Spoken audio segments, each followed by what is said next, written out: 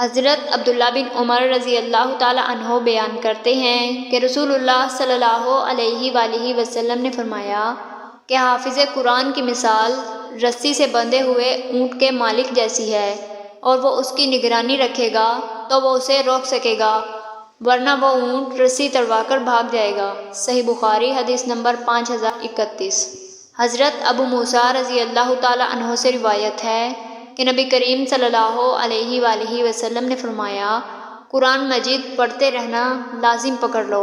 اس ذات کی قسم جس کے ہاتھ میں میری جان ہے، وہ اونٹ کے اپنی رسی توڑوا کر بھاگ جانے سے زیادہ تیزی سے بھاگتا ہے۔ صحیح بخاری حدیث نمبر 5033۔